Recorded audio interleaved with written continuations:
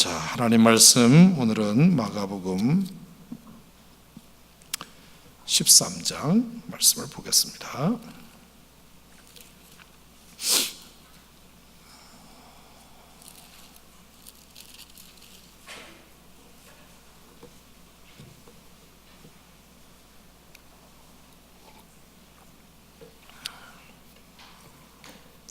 자, 마가복음 13장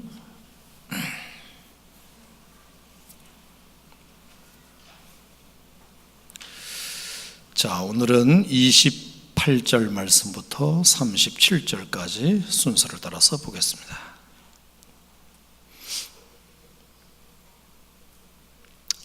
자, 찾으셨죠? 마가복음 13장 28절부터 37절. 자, 무슨 말씀이 적혀 있는지 우리 다 같이 눈여겨보시면서 함께 읽겠습니다. 무화과 나무의 비유를 배우라. 그 가지가 연하여지고 잎사귀를 대면 여름이 가까운 줄 아나니 이와 같이 너희가 이런 일이 일어나는 것을 보거든 인자가 가까이 곧 문 앞에 이른 줄 알라.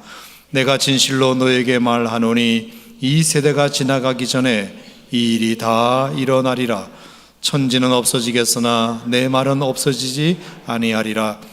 그러나 그날과 그때는 아무도 모르나니 하늘에 있는 천사들도 아들도 모르고 아버지만 아시느니라. 주의하라, 깨어있으라. 그때가 언제인지 알지 못함이라. 가령 사람이 집을 떠나 타국으로 갈 때에 그 종들에게 고난을 주어 각각 사물을 맡기며 문지기에게 깨어있으라 명함과 같으니 그러므로 깨어있으라. 집 주인이 언제 올는지 혹 저물 때일런지 밤중일런지 닭 올 때일런지 새벽일런지 너희가 알지 못함이라. 그가 호련히 와서 너희가 자는 것을 보지 않도록 하라. 깨어있으라. 내가 너에게 하는 이 말은 모든 사람에게 하는 말이니라 하시니라. 아멘. 자, 또 말씀드립니다만 제가 공식적으로 다른 부목사님들에게 맡기지 않고 가능하면 제가 설교를 좀 하려고 하는 게 낮예배하고 금양로 기도회인데 낮예배 설교는 또 그렇다 하더라도 저는 개인적으로 금양로 설교가 제가 저를 생각해도 참 좋다고 생각합니다. 주일은 또 주일대로 그렇다 하더라도 제가 이렇게 말씀을 체계적으로 또 순서대로 이렇게 말씀을 강의할 수 있는 기회를 얻어서 제게도 참 좋고, 또 하나님 말씀을 이렇게 여러 주제들을 막 섞지 않고 그냥 그 말씀만, 그 본문만 붙들고 씨름할 수 있는 기회가 저한테 있어서 제게는 참 은혜가 많이 됩니다. 주일 설교를 준비하는데도 제게 도전이 많이 되지만 금양로 기도회 준비가 제게는 참 도움이 많이 돼요.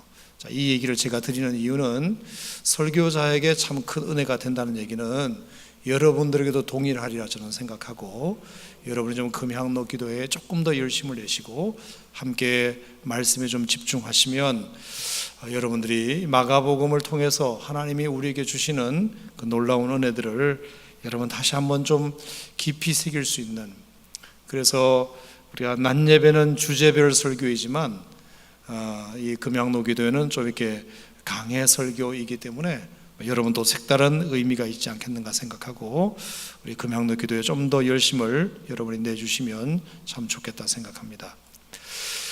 자, 오늘 이 계시의 말씀을 통해서도 여러분들에게 하나님께서 각자 들려주시는 음성이 있기를 주님 이름으로 축복합니다.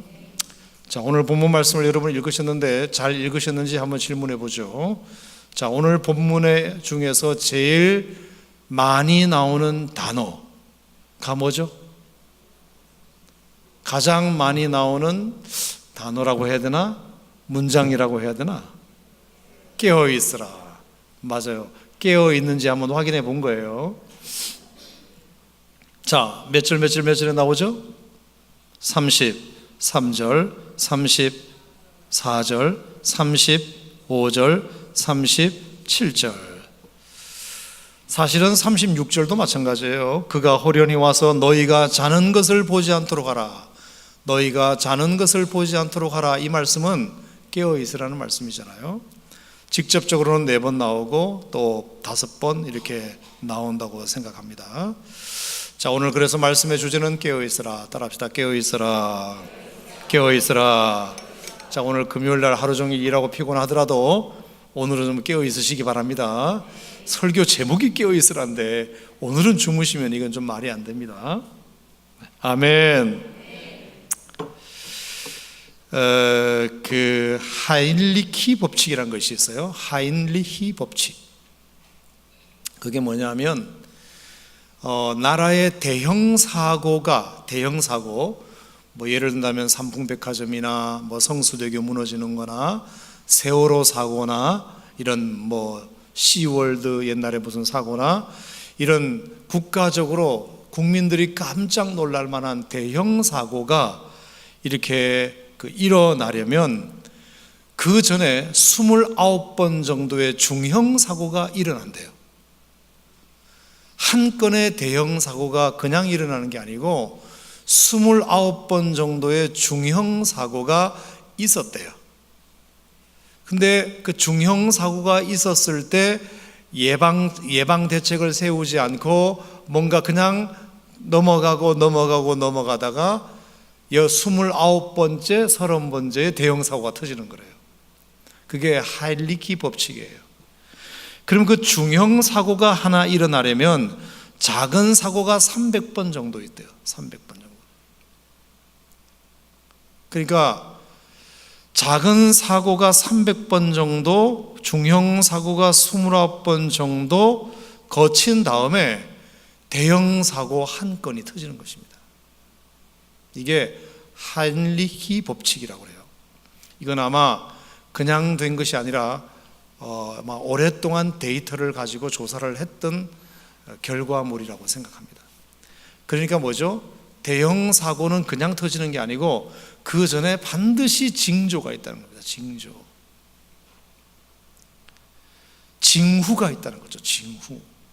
징조와 징후가 있는데 어리석어 가지고 이거 뭐 우연히 일어났겠지, 다음에는 안 일어나겠지 생각하면 또 그런 게 일어난대, 비슷하게.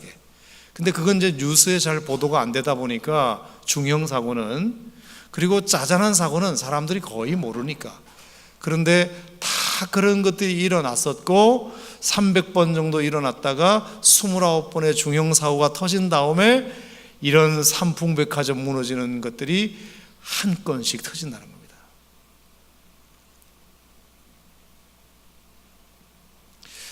큰 지진이 날 때도 마찬가지예요.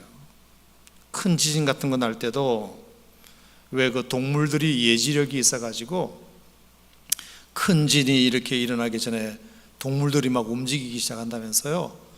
그래서 뭐 두꺼비가 길에 올라오기도 하고 개미떼가 집단으로 나타나기도 하고 한겨울에 뱀이 얼어 죽기도 하고 까마귀떼가 갑자기 울어지기도 하고 이렇게 동물들이 안 하던 행동을 하는 거죠. 집단적으로 동물들이 뭔가 예지력이 있어가지고 큰 지진이 일어날 거라는 것을 그들이 아는 거란 말이에요. 자, 이렇게 자연재해든 또 인재든 천재지변이든 인재든 간에 큰 사고가 터질 때는 징후 없이 일어나는 법은 없다. 반드시 그 전에 이렇게 자꾸 시그널을 보내고 예측할 수 있도록 뭔가 자꾸 사인을 주는 게 있는데 그 사인을 어리석게도 놓쳐버리면 큰 사고를 막지 못한다. 여러분, 사람의 몸의 질병도 그렇죠. 몸의 질병도 그래요. 대수롭지 않게 뭘 하나를 넘긴 거예요. 머리가 아프다, 배가 아프다, 뭐가 어떻다? 뭐 감기 걸렸나 보지 뭐. 내가 요즘 스트레스를 많이 받나 보지 뭐. 내가 좀 소화가 안 되나 보지 뭐. 대부분 다 그렇게 생각하잖아요. 그래서 그냥 감기약 먹고 몸살약 먹고 타이레놀 먹고 뭐 그런 식으로 일단 넘기면 괜찮으니까, 또 안 아프니까. 모든 큰 병은 다 거기서부터 시작한다는 거죠. 그래서 너무 겁을 먹을 필요는 없지만 그래도 우리가 뭔가 반복된다는 느낌이 들면 이게 혹시 큰 무엇의 징조가 아닐까를 생각해 보는 지혜가 필요하다는 생각을 하게 됩니다. 깨어 있으라. 이거는 영적으로도 마찬가지죠. 영적으로도 마찬가지예요. 우리가 이것을 자꾸 무시하고 하나님께서 우리에게 사인을 주시는 것을 자꾸 무시하면 나중에 결국에 큰 사고가 나서 후회하게 되는 그런 일들이 일어날 수 있다. 1941년도에 12월 7일인가요? 진주만 공격.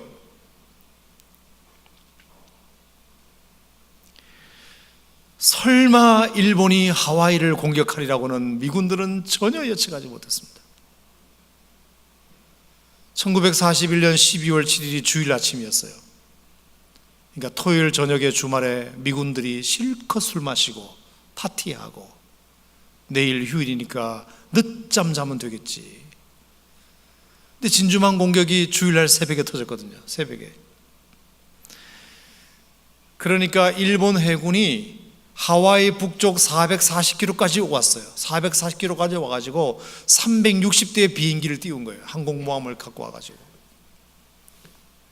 그 전에 사인이 있었대요. 영화 같은 데 보면 나와요. 그 전에 일본이 하와이 진주만을 공격하려고 하는 작전 계획을 알아차렸어요. 하지만 미군들은 설마, 지까지 것들이 어떻게 이 하와이 진주만, 아리조나호, 캘리포니아호, 웨스트 버지니아호, 오클라호마, 메릴랜드호, 엄청난 항공모함과 군함을 많이 가지고 있는 군사력의 전진기지인 이 하와이를 일본 해군이 어떻게 공격하겠느냐. 그건 소문이다, 풍문이다. 그냥 그들의 바람이겠지. 그리고 대수롭지 않게 느껴져. 대수롭지 않게. 그러다가 그냥 12월 7일 아침에 그렇게 퍼부어가지고 그 아까운 튼튼한 군함 18척이 파괴되고 180대의 비행기가 파괴되고 2,300명의 군인이 죽는 정말 처참한 이 자존심 상하는 진주만 공격의 패배를 쓰라리게 경험하게 됩니다. 그 경비병이 무슨 견습공인가요? 레이더를 보는 견습공이 비행기가 날아온다는 것을 봤대요. 그래서 상부에 보고를 했대요. 지금 수십 대 수백 대의 비행기가 지금 하와이를 향하여 날아오고 있습니다. 그랬더니 그거 우리 아군들 연습하는 비행기일 거야. 그때까지만 해도 그런 거예요. 그래서 자다가 다 망한 거죠. 항상 큰 사고 앞에는 징후라는 것이 있습니다. 징후.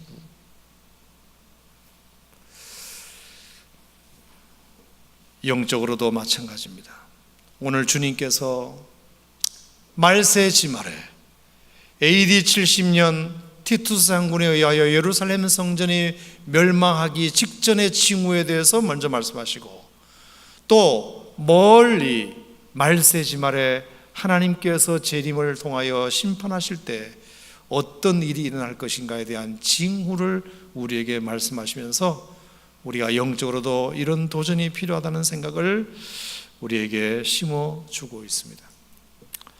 여러분, 세상에서 가장 듣기 싫은 소리 중에 하나는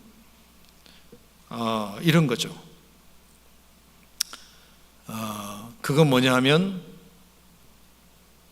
큰일 났다, 뭔가 심판의 때가 다가온다, 뭔가 이것은 큰 사고가 터질 징조다, 이런 얘기를 사람들이 굉장히 싫어해요. 사실은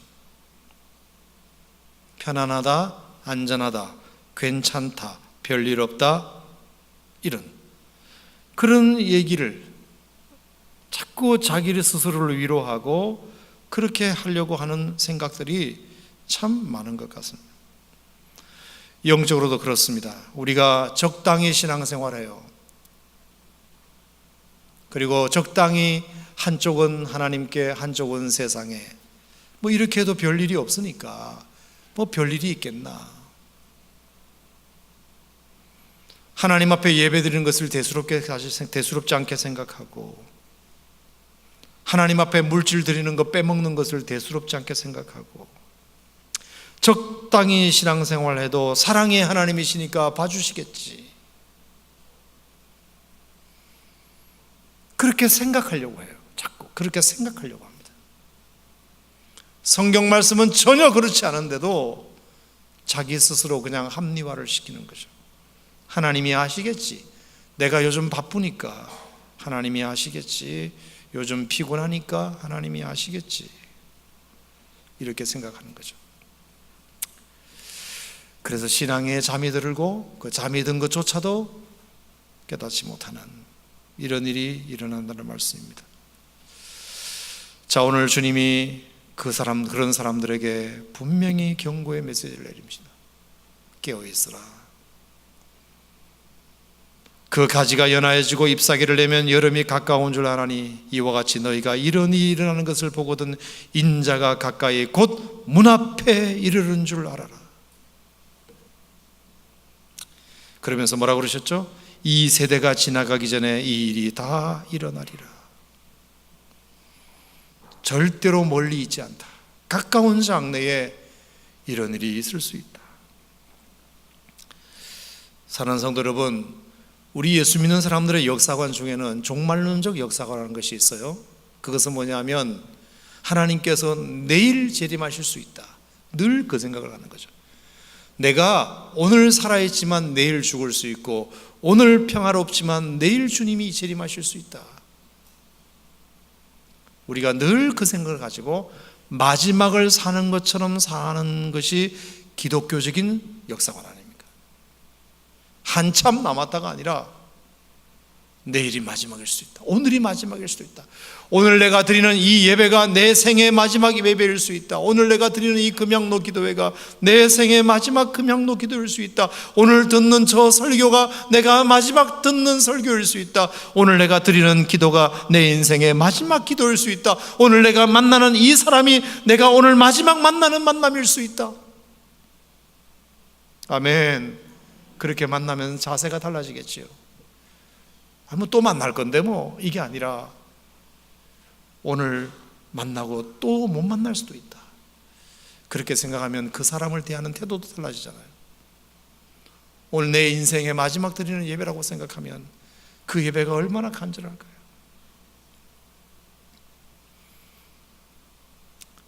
여러분, 우리가 그런 영적인 긴장을 가지고 하나님을 예배하는 것이 저는 필요하다고 생각합니다. 우리가 너무 영적으로 많이 나태해지고 너무 느슨해졌으니 우리가 다시 한번 좀 고삐를 칠 때가 되지 않았는가, 저는 그렇게 생각합니다. 특별히 우리가 이 말씀을 주의 깊게 봐야 되는 이유는 31절 말씀입니다. 31절, 다 같이 시작. 천지는 없어지겠으나 내 말은 없어지지 아니하라. 저는 이 말씀이 너무 좋기도 하지만 무섭기도 해요. 천지는 없어지겠으나 내 말은 없어지지 아니하리라. 하나님이 한번 뱉으신 말씀은 반드시 끝장을 보신다는 뜻입니다. 내가 그런 말 했었나? 하나님이 가물가물하시는 것이 아니라 하나님이 한번 말씀하시면 그것은 반드시 끝장을 보신다. 민수기 23장 19절 말씀에 하나님은 인생이 아니시니 시건치 않으시고 인자가 아니시니 후회가 없으시도다. 어찌 그 말씀하신 바를 행치 않으시며 하신 말씀을 실행치 않으시겠느냐. 아멘. 하나님이 한번 말씀하시면 다 그대로 됩니다. 그대로 돼요. 여러분, 천지창조 때 첫째 날 하나님이 뭐 만드셨죠? 빛을 만드셨죠. 빛이 있으라고 말씀하셨더니 빛이 있었습니다. 자, 그 빛이 지금도 있나요, 없나요? 있죠.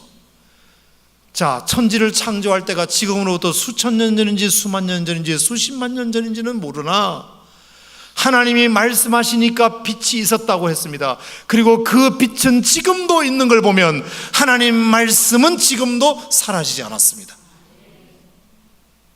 빛이 없어졌다면 하나님 말씀도 없어졌겠지요.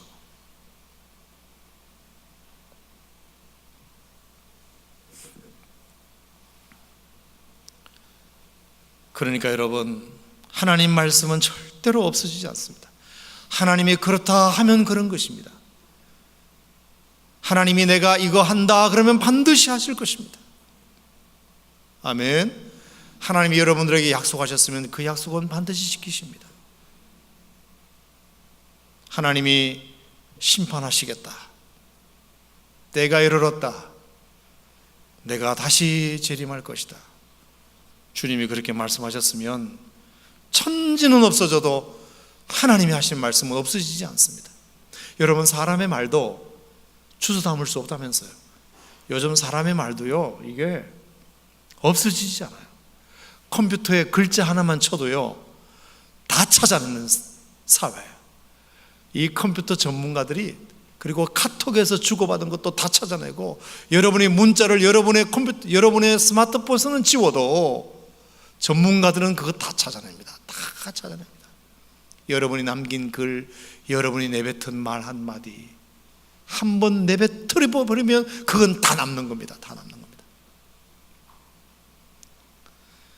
성경에도 그런 말씀하셨죠. 하나님이 뭐라고 말씀하셨죠? 네가 한 말로 심판받을 줄 알아라. 네가 평소에 한 그 말로 네가 심판받을 줄 알아라. 하나님이 이 말은 우리가 한 말을 다 기억하고 있다는 뜻입니다. 사람도 컴퓨터로 다 찾아내는데 하나님은 컴퓨터보다도 더하신 분이신데, 여러분이 쓴 글, 여러분이 한 말, 내뱉은 말, 이 모든 것들을 하나님이 다 기억하셔서 네가 한 말로 심판을 받을 것이다. 천지는 없어져도 우리가 내뱉은 말 한마디는 없어지지 않습니다. 하물며 사람의 말 한마디도 없어지지 않는데 하나님의 말씀이 없어지겠습니까? 아멘. 하나님이 한번 말씀하시면 그것은 반드시 그대로 됩니다. 그래서 무섭습니다. 때가 이르렀다, 때가 이르렀다. 깨어있어라, 깨어있어라.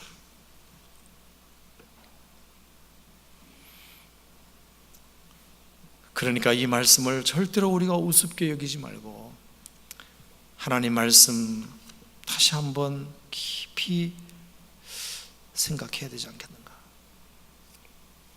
자, 그러면 무엇에 우리가 깨어 있어야 되냐? 깨어 있는다는 말이 뭐냐? 제가 한번 이렇게 생각해 봤어요. 두 가지로 생각해 봤습니다. 하나는 하나님의 뜻이 무엇인지를 아는 것에 깨어 있어야 됩니다. 나를 향하신 하나님의 뜻이 무엇인지를 아는 것에 깨어 있어야 됩니다. 그래야 내가 바른 행동을 할 수 있습니다. 나를 향하신 하나님의 뜻이 뭔지 모르면 중구난방으로 삽니다. 방향을 잃고 살게 됩니다. 자기 마음대로 행동하게 됩니다. 하지만 나를 향하신 하나님의 뜻이 무엇인지 알면 깨어 있을 수 있습니다. 하나님이 나에게 이걸 원하시지, 이걸 딱 마음속에 가지면 절대로 왔다 갔다 하지 않습니다. 자기 마음대로 살지 않아요. 제가 아버지 마음 설교하면서 했던 그 두 가지 예화를 여러분이 기억하실 텐데, 하나는 마가복음 1장에 예수님께서 그 전날 주일날 수많은 사람들의 병자를 고치시고, 베드로 장모도 고치시고, 각색 병든 자를 고치시고, 정말 저는 자도 일으키시고, 보지 못하는 자, 눈병 걸린 자 다 고치시니까 하루 만에 사람들이 정말 예수님이 소문이 나가지고 그 다음날 아침에 예수님이 새벽기도 끝났는데 새벽기도가 끝나기도 전에 사람들이 줄을 섰다 그랬습니다. 어제 예수님이 너무 많은 사람을 고쳐가지고 너무 많은 소문이 나서 예수님을 만나려고 밤새 기다려 새벽기도 끝나기만을 사람들이 기다리고 있다고 제자들이 말해줬어요. 예수님, 사람들이 지금 예수님을 새벽부터 찾고 난리 났습니다.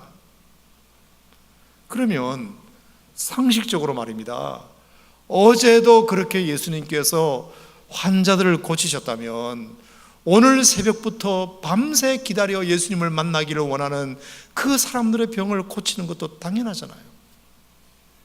그런데 마가복음 1장 37절 이하에 보면 그런 말씀이 있잖아요. 다른 마을로 가자, 다른 마을들로 가자 그랬습니다. 내가 거기서도 전도하리니 내가 이 일을 위하여 왔노라, 이렇게 예수님이 말씀하셨습니다. 다른 마을로 가자. 아니 예수님, 지금 예수님을 만나기 위해서 사람들이 줄을 서 있는데요.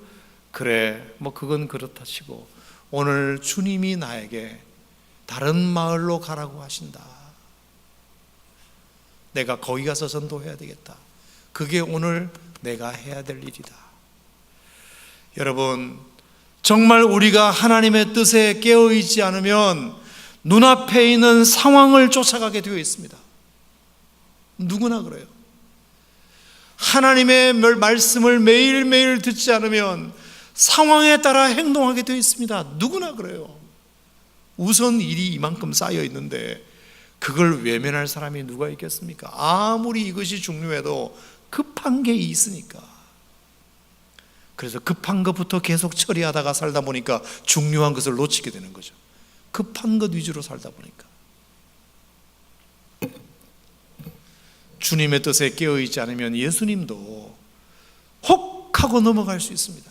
혹 하고 넘어갈 수 있어요. 요한복음 6장에 예수님께서 오병이어의 기적을 행하시고 수많은 사람들이 예수님을 임금 삼으려고 했습니다. 혹 하고 넘어갈 뻔할 수 있어요. 예수님, 우리의 임금이 되어주세요. 우리의 왕이 되어주세요. 어느 사람이 안 넘어갑니까? 권력을 잡는 게 그게 아무에게나 찾아오는 기회입니까? 자기는 선거운동 한 번도 안 했는데 그냥 오병이어로 5천 명을 먹인 그거 하나뿐인데 사람들이 왕이 되어달라고 하니 이보다 더 좋은 선거운동이 어디 있습니까? 그냥 예수님이 그때 결심만 하시면 적어도 갈릴리의 왕은 될 수 있는 절호의 기회입니다. 근데 예수님께서 도망가셨습니다. 산으로 그냥 기도하러 가버리셨습니다. 하나님의 뜻이 그게 아니었기 때문에, 늘 하나님의 뜻에 깨어 있었기 때문에 그런 행동이 나올 수 있는 거예요. 하나님의 뜻에 깨어 있지 않으면 우리의 행동은 다분히 세상적입니다. 다분히 인간적입니다. 살기 힘들어요. 요한복음 5장에 38년 된 병자가 베데스다 연못가에서 긍휼을 입으려고 기다리고 있을 때 38년 된 병자만 거기에 있었던 게 아니라 다른 환자들도 엄청 많았습니다. 근데 예수님께서 꼭 한 사람 38년 된 병자만 고치셨습니다. 왜 다른 사람들은 병자 아닙니까? 다른 사람들은 불쌍하지 않습니까? 근데 왜 38년 된 병자 한 사람만 고쳤을까요? 더더군다나 그날이 안식일이었습니다. 안식일날은 아무것도 해서는 안 됩니다. 대제사장과 율법사들과 서기관들이 예수님이 지금 안식일날 뭐하나 하고 망원경 들여다보고 있습니다. 근데 예수님께서 이해 안 되는 행동을 두 가지 하셨습니다. 안식일날 그렇게 하지 말라는 행동을 하셨고, 두 번째는 수많은 사람들이 환자가 있는데 딱 한 사람만 고치셨습니다. 왜일까요? 상식적으로 이해가 안 되잖아요. 아니, 안식일날 지나고 하루만 다음날 지내면, 다음날 고치면 아무 문제가 없잖아요. 누이 좋고 매부 좋잖아요. 근데 왜 예수님은 그날 하필 사람들이 싫어하는 일을 예수님은 굳이 하려고 했을까? 그리고 사람들이 원하는 일을 굳이 안 하셨을까? 수많은 사람들이 병 고쳐달라고 하는데 왜 한 사람만 고치셨을까? 여러분, 이 이상한 예수님의 행동에 대해서 여러분 어떻게 생각하세요? 굳이 사람들이 하지 말라는 일을 예수님은 했고, 사람들이 다 원하는 일을 예수님은 안 했고, 여러분, 뭔가 예수님에게는 기준이 있었다는 뜻입니다. 그게 뭐냐?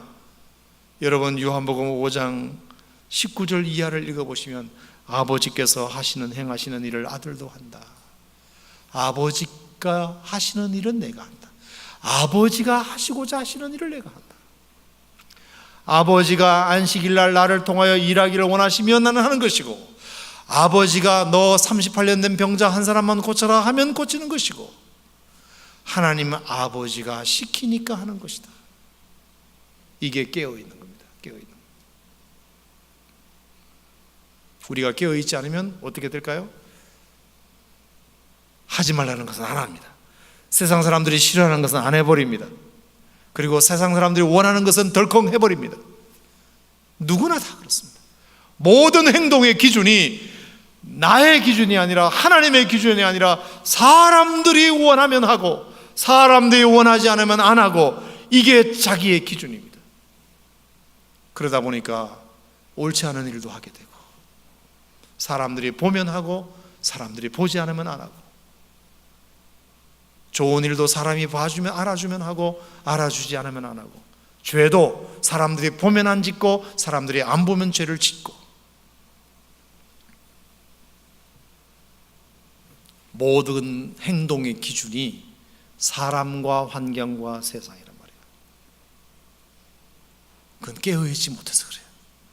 우리가 하나님의 뜻에 깨어있으면 때로는 사람이 원하지 않은 일도 할 때가 있고 사람이 원하는 일도 하지 않을 때가 있는 것입니다. 아멘. 그게 믿는 사람들의 삶의 기준 아닙니까? 깨어있는다는 말은 뭐냐? 내 생각과 말과 행동의 기준을 하나님의 뜻에 둔다는 것입니다. 그게 깨어있는 겁니다. 여러분 깨어있습니까? 영적으로 깨어있습니까? 하나님 말씀이 그러한가 하여 날마다 상고했던 베레아 사람들처럼 우리가 또 하나님 말씀을 기준 삼고 그 말씀이 하라 하면 하고 가라 하면 가고 서라 하면 서고, 그런 식의 깨어있음이 우리 이 말세에 필요하다고 생각합니다. 왜? 너무 미혹이 많은 세상이니까.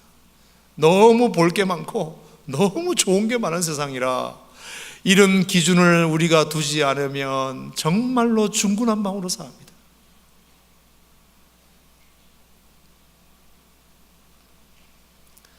여러분의 아멘을 한번 듣고 싶어요. 여러분 하나님의 사람 맞습니까? 여러분 예수 믿는 사람 맞습니까? 하나님이 여러분의 아버지 맞습니까? 하나님이 여러분의 인생의 주인 맞습니까? 네. 그렇다면 그 아버지의 뜻 가운데 깨어 있으십시오. 네. 깨어 있어야 우리가 하나님의 뜻대로 살 수 있습니다. 또 하나 깨어 있는다는 말은 뭐냐? 자, 32절 한번 보겠습니다. 자, 시작. 그러나 그날과 그때는 아무도 모르나니 하늘에 있는 천사들도 아들도 모르고 아버지만 아시느니라. 아버지만 아시느니라. 저는 이 말씀이 참 마음속에 와닿았어요. 나는 모르지만 하늘에 있는 천사도 모르고 아들도 모르고 아무도 모르지만 하나님은 알고 계신다. 이 믿음을 갖는 게 깨어 있는 것입니다. 이게 깨어 있는 거예요. 깨어 있는 사람은 하나님은 아신다는 믿음이 있어요. 하나님 아신다. 여러분의 인생이 앞으로 어떻게 펼쳐질지 여러분도 모르잖아요. 저도 몰라요. 내일은 안 몰라요. 어떻게 될지 몰라요. 근데 하나님은 내가 갈 길을 알고 계세요. 아멘. 그래서 지금은 어렵고 힘들지만 내 갈 길을 하나님이 알고 계시니까 맡기는 거죠. 하나님께 맡겨드리는 거죠. 하나님의 인도하심에 전적으로 의탁하는 거죠. 그게 깨어있는 거예요. 여러분, 그게 깨어있는 겁니다. 여러분의 믿음이 깨어있다면, 영적으로 깨어있다면 나는 모르지만 하나님은 아신다. 내가 갈 길을 모르지만 하나님은 아신다. 그 길은 선한 길일 것이다. 그 길은 복된 길일 것이다. 그 길은 내가 계획한 것보다 하나님이 인도하시는 걸음이 훨씬 더 괜찮을 것이다. 이런 믿음을 갖는 게 깨어있는 것입니다. 나는 모르지만 아버지는 아신다. 자녀들에게 상담할 때도 여러분이 그렇게 상담의 결론을 내리시면 좋겠어요. 얘야, 엄마도 모르고 아빠도 모르고 너도 너의 갈 길을 모르지만 하나님은 알고 계신다. 하나님이 인도하실 거다. 하나님이 계획하고 계신다. 하나님이 너를 붙잡으실 거다. 너를 좋은 길로 인도하실 거다. 그 말을 해주는 것이 그 아이를 깨어있게 하는 것입니다. 지금은 힘들고 어렵고 도대체 앞으로 너의 인생의 미래에 어떤 것이 펼쳐질지 아무도 모르지만 그래도 하나님은 너의 갈 길을 알고 계시고 너를 향한 계획을 가지고 계시다. 아멘.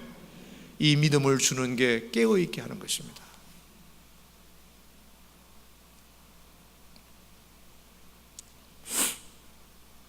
저는 여러분들이 어떤 삶의 현장에서도 상황에서도 깨어 있기를 바랍니다.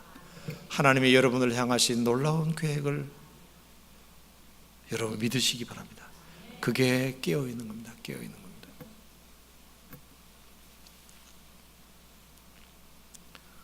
또 하나, 남은 몰라도 하나님은 아신다. 이것도 깨어 있는 겁니다. 자, 우리의 행동이 사람들은 알아주지 못할 수 있습니다. 그렇죠? 내가 무슨 예배를 드리고 헌금을 하고 봉사하는 거 이건 누가 알아주나? 목사님도 모를 거예요 아마. 누가 알아주나 이걸? 누가 알아준다고 내가 오늘 이 일을 하고 있나?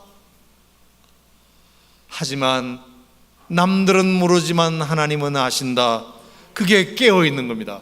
그렇게 깨어 있으면 여러분의 선한 행동을 계속할 수 있습니다. 반대로 우리가 죄 가운데 빠질 때도 이건 설마 아무도 모르겠지, 지도 새도 모르겠지, 내가 하는 이 행동을 누가 알겠냐, 나만 입 다물면 되지, 그렇게 생각하면 절대로 깨어 있을 수 없습니다. 사람들 아무도 본 사람 없지만 하나님이 보고 계신다는 사실을 알아야 그 순간 깨어 있을 수 있지. 아무도 안 보겠지. 그래서 죄 짓고 그러면 그 시간은 죽어 있는 시간입니다. 그 시간은 잠자는 시간입니다. 깨어 있지 못하는 시간에.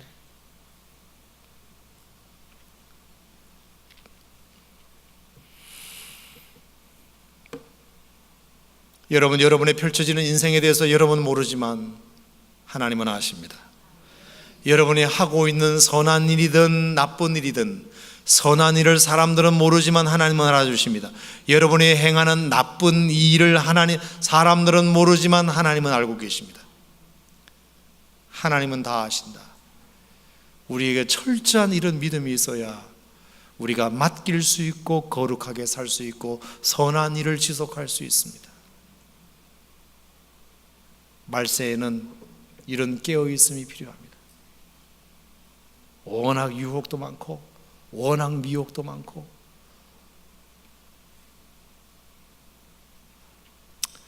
저는 오늘 여러분들에게 두 가지 분명하게 말씀드립니다. 자, 큰 일이 터지기 전에는 항상 징조가 있다. 하나님의 심판대 앞에 우리가 서기 전에 우리가 그 징조를 알고 깨어 있어야 된다. 깨어 있어야 된다. 깨어 있어야 된다. 깨어 있는 것은 뭐냐? 첫 번째, 하나님의 뜻을 알고 하나님의 뜻을 알아 그 뜻 앞에 깨어 있어야 우리의 행동이 결정되는 것입니다. 오늘 내가 뭘 해야 될지. 또 하나, 하나님은 아신다. 하나님은 아신다. 내 인생이 앞으로 어떻게 될지 몰라도 하나님은 아신다. 사람들이 몰라줘도 하나님은 아신다. 사람들이 몰라도 하나님은 아신다. 그래서 우리가 거룩하게 살아야 한다. 이런 마음을 가지고 우리가 살 때 우리가 이 말세지마를 깨어 사는 백성들이 되지 않겠는가, 그렇게 생각합니다. 여러분, 오늘 이 밤에 뿐만 아니라 이 영적인 잠들어 있는 이 시대에 여러분이 깨어 있기를 축복합니다. 24시간 잠자지 않으라는 뜻이 아니잖아요. 이거는 영적으로 깨어 있어라. 영적으로 늘 하나님의 뜻이 무엇인지 오늘도 또 분별하고 또 분별해서 하나님의 선하시고 기뻐하시고 온전하신 뜻이 무엇인지 분별하면 그 사람은 깨어 있는 시간입니다. 근데 하나님의 뜻은 온데간데 없이 내 뜻만 자꾸 관철시키려고 하다 보면 영적으로 잠들어 있는 시간입니다. 그래서 아무렇게나 행동하고 사람들이 원한다고 하고 사람들이 좋아하는 것만 하게 되고 사람들이 싫어하지 않으면 아예 안 해버리고 사람들이 좋아하는 것만 따라가다 보면 이게 도대체 무슨 기준을 가지고 인생을 사는지 나중에는 자기도 몰라요. 도대체 나는 무슨 기준을 가지고 인생을 사는가? 하나님은 아신다. 그러니까 꼭 여러분들이 마음속에 이 하나님의 선하심과 인자하심과 긍휼하심과 자비로우심과 놀라운 계획을 여러분이 잘 기억하시고 그 하나님의 선하심 뜻에 따라서 순종할 때 여러분이 주님이 언제 우리 이 밤에 오늘 오실지라도 정말 정말 기쁜 마음으로 주님을 영접하게 되는 놀라운 이 말세시말의 성도들이 되리라 믿습니다. 할렐루야, 할렐루야. 기도하겠습니다. 은혜로우신 하나님 아버지 감사합니다.